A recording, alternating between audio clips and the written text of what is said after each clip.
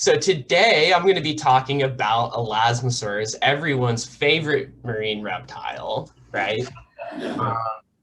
No, just joking. I know that this is everyone's probably got their own favorite marine reptile, but mine are certainly Elasmosaurs. So I'm going to be talking about mostly about my master's work today, and that I did at Marshall University with Robin O'Keefe on Elasmosaurs from the western interior Seaway of the late Cretaceous. So this talk is kind of a little bit of a combination of a talk that I'll review my, oh, sorry, I don't know why that happened. I will review a little bit of my master's work at first, and then at the end of the talk, I will show some pictures and describe a little bit about a specimen that Robin and I at Marshall have been working on the last couple summers at Carter County Museum in Ekalaka, Montana. So if you're ever in that neck of the woods and contact Sabre Morris, she'd be more than happy to show you that material. So that's the part of the talk I'm really looking forward to at the end. And then hopefully I'll try to leave a few minutes for questions at the end, because I would love to get questions from this crowd. So let's begin. And I sort of titled this talk, Resurrecting the Late Cretaceous Elasmosaurs, and specifically focusing on this taxon Styxosaurus. Why am I chasing after this one particular taxon? Well, let's sort of start big picture here. And Elasmosaurids are an iconic clade of plesiosaurians, and most sort of noticeably distinguished by their extremely long necks. Some Elasmosaurs had up to, like Albertinectes on the left-hand side of the screen here, had up to 76 cervical vertebrae in their neck.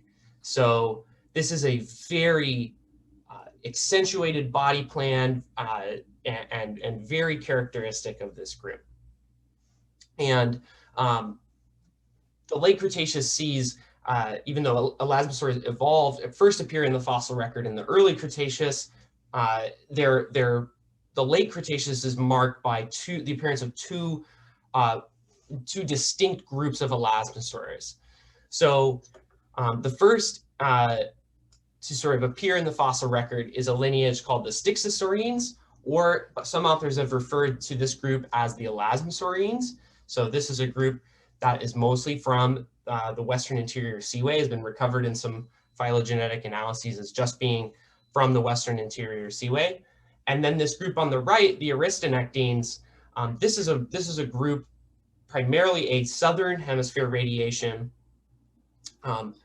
recovered from the latest Cretaceous, so Maastrichtian age rocks of South America and Antarctica. And these two groups are very distinct, both morphologically and through their presumed ecology. So whereas the Elasmosaurians or the Styxosaurines were probably more macro predators, probably eating larger prey items, the Aristonectines appeared to have some kind of filter feeding apparatus. So these dozens of really small teeth may have acted as a kind of sieve for these Aristonectines to feed on a lot smaller prey items. So sort of like a filter feeder.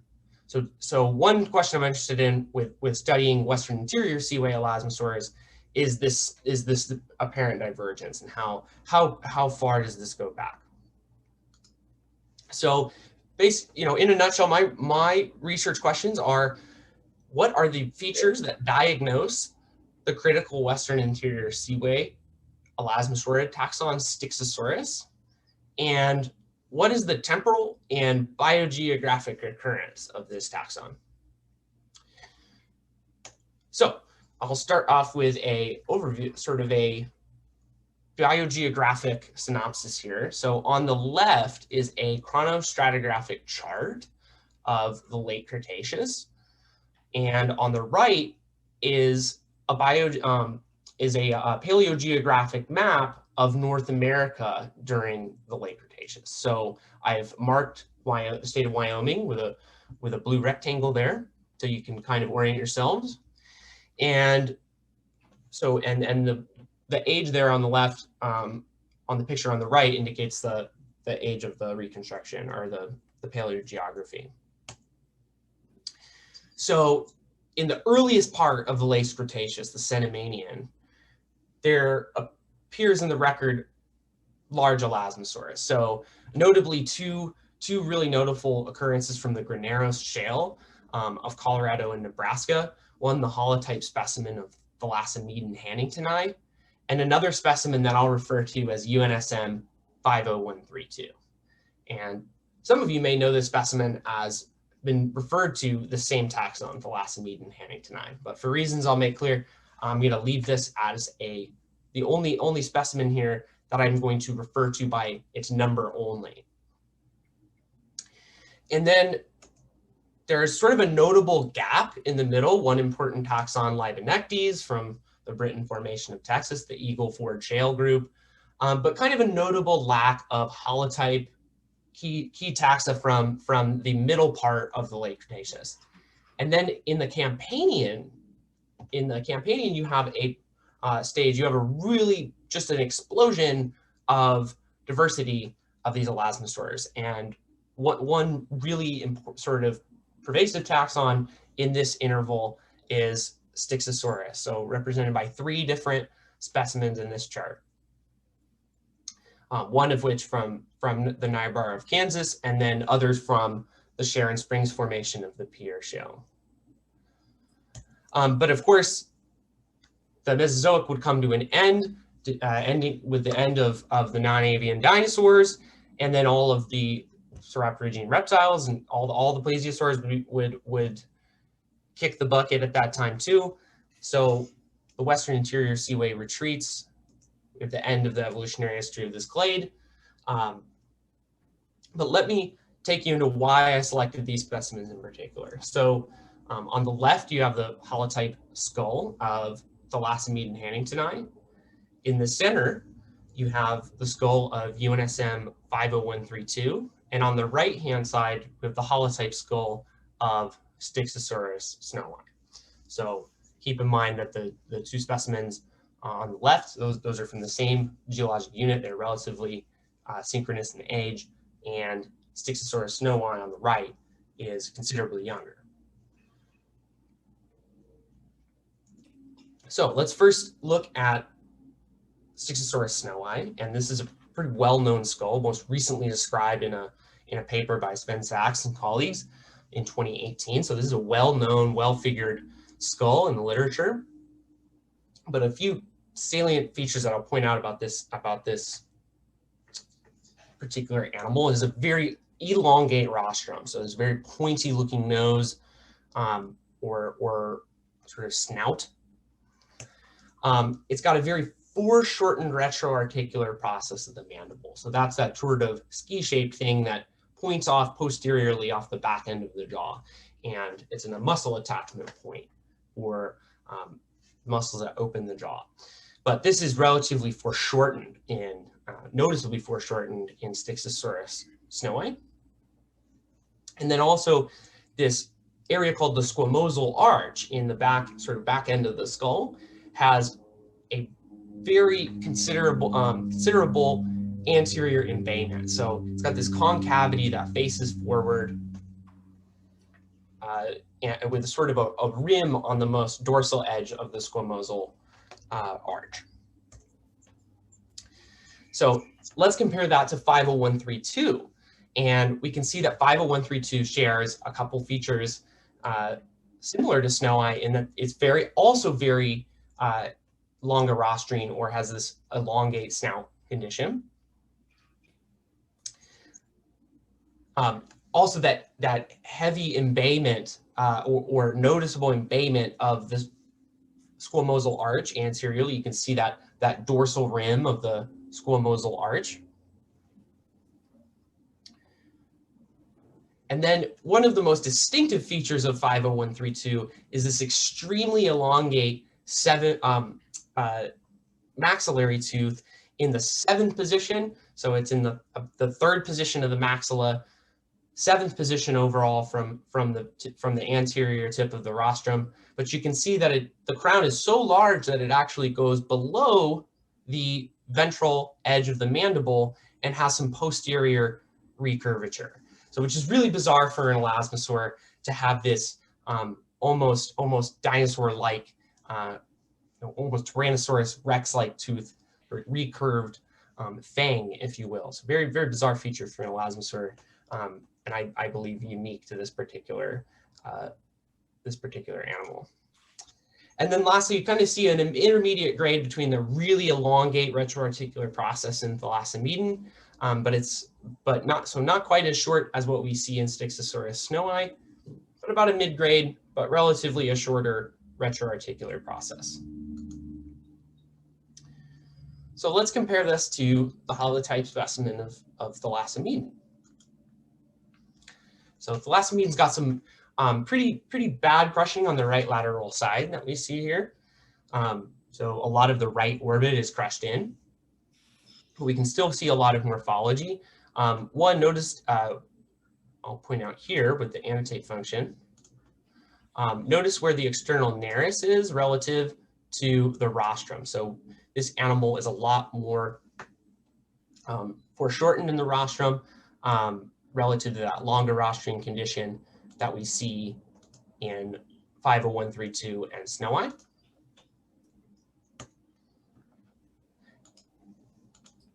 And also, yep, so pointing that out there. And then this one very distinct thing about Thalassemedon, it's got a very elongate retroarticular process. So it's ski-shaped retroarticular process, very elongate. Noticeably, you don't see that dorsal rim on the squamosal arch forming that strong anterior embayment. It's more of a sort of flat wall. And then lastly, this is sort of a slightly less obvious feature, but the coronoid process, or sort of the high muscle attachment point of the mandible, is mostly formed by the syrangular. And there's a large gap between the articulation of the mandible and the posterior end of the dentary tooth row. So a very large and a long gap. Most of that coronoid is formed by the syrangular, which is distinct from 50132 and snowi, which have the dentary tooth row shifted posteriorly, and most of the coronoid, the lateral edge of the coronoid, formed by the dentary. So that's sort of wrapping up the part with the osteology. This work resulted in, it's still under progress. So this is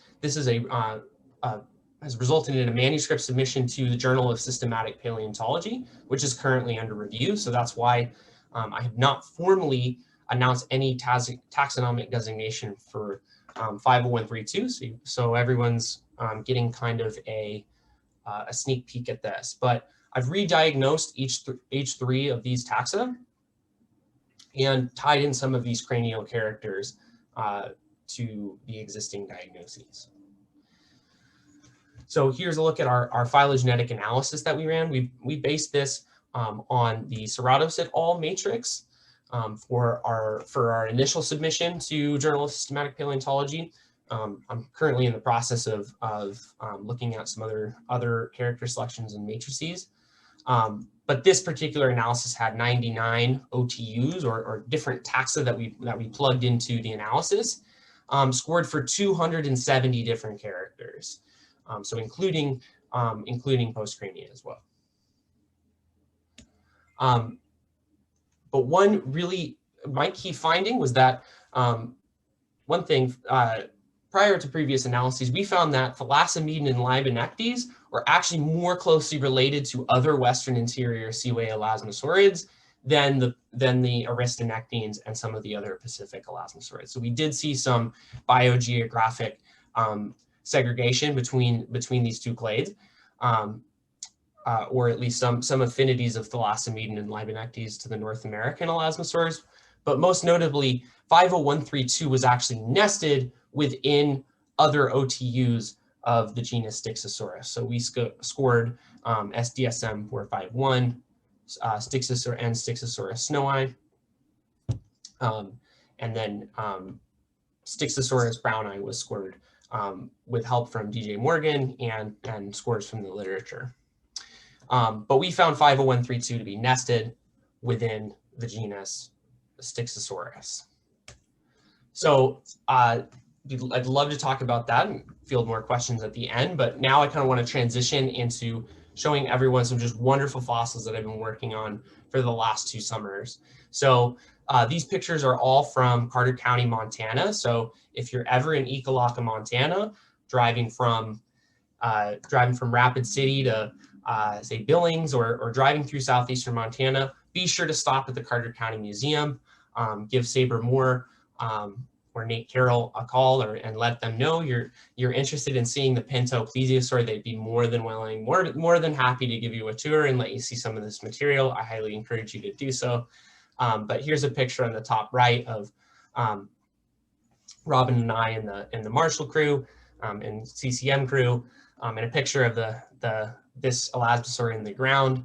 And then I also did a lot of archival cradling and archival rehousing of some of this material.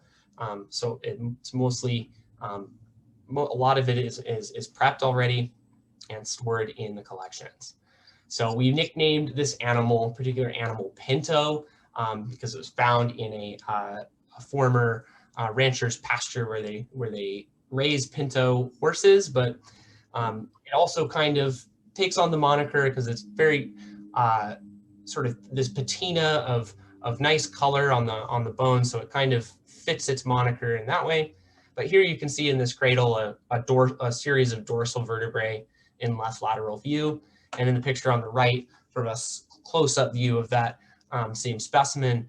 But looking, you can see the subcentral foramina exposed on the ventral surfaces of these dorsal vertebrae. So really beautiful material. Here it is all laid out. We have a total of about 44 to 46 continuous articulated vertebrae with about 1 missing. But you can, going from left anterior, the cervicals, to the right. So here's everything. And I should point out, this is in the uppermost part of the Pierre Shale. So it's probably equivalent to the Bear Paw Shale, upper Campanian in age. And here it is all rearranged and reconstructed into an anatomical pattern. You can see the cervicals on the left-hand side and a big series of dorsals to the right. So a preliminary look at this, the neck length data indicates that this might actually be more of a short-necked Elasmosaur and not Styxosaurus or Thalassemedon, which have about 60 cervical vertebrae. So the measurements that we have from this animal indicate that it might be more of a shorter-necked taxon, which is really interesting. So in conclusion, our phylogenetic analysis recovers 50132 as nested within Styxosaurus and not the sister taxon to Thalassemedon Hanningtonii. And a referral of 50132 to Styxosaurus would extend this range of this genus by nearly 10 million years, which is very significant. And I take away from this that the long duration of this taxon would suggest that the early Cretaceous was a very critical interval for the diversification of the Elasmosaurids, and suggesting that we need to sample the fossil record more intensely in that interval. And